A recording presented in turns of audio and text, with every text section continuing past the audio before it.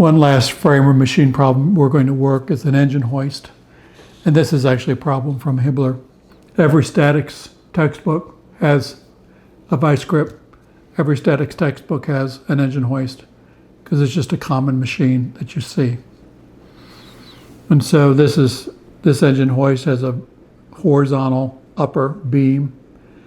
You're suspending an engine from it that's like a 125 kilogram engine. There's a two-force member here, a two-force member here. There's a vertical member here, roller, horizontal member, roller. And so this is the engine hoist, and we just basically just want to analyze the different pieces of the hoist. If you take this 125 kilograms times 9.81, you get 1.23 kilonewtons. And this would be a common test problem, just to ask you like a reaction at E or a reaction at F. But if you draw a free body diagram of just this top beam, it looks like this. 1.23 kilonewtons, a two-force member. And so this is 3 meters by 1 meter. So 3 over 1 in square root of 10. And you have a EY and an EX reaction. Because FFB goes this way, I drew EX to the right. If you sum moments about F, if this guy goes down, then EY has to be down. And so there's only 3 unknowns on, once you draw this free body diagram, there's just 3 unknowns on it. And so I can write 3 equations of equilibrium for this guy. And so if you sum moments about E, you get 1.23 times 3 minus the vertical component of this guy, which is 3 over square root of 10 FFB, and his moment arm is 2. And so we get FFB is equal to 1.94 kilonewtons. If we sum moments about F, we can get EY.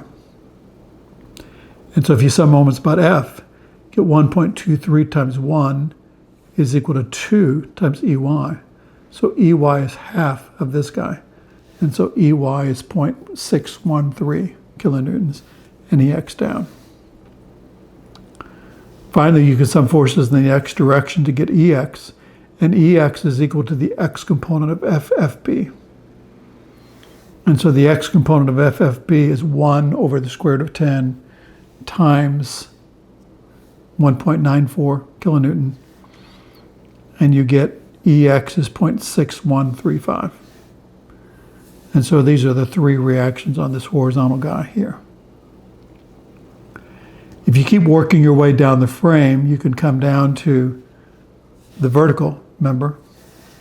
And notice notice that these are drawn opposite of these,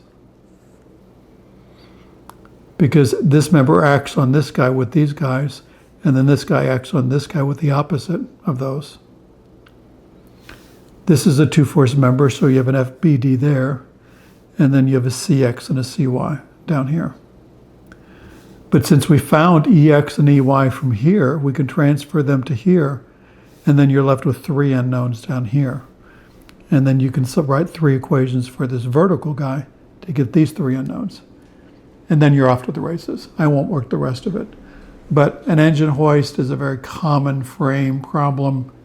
It's in every statics book. It shows up some on exams. So it's pretty straightforward as a problem. One of the interesting things about this guy is this engine hoist, the weight of this engine happens to be directly over this roller at A.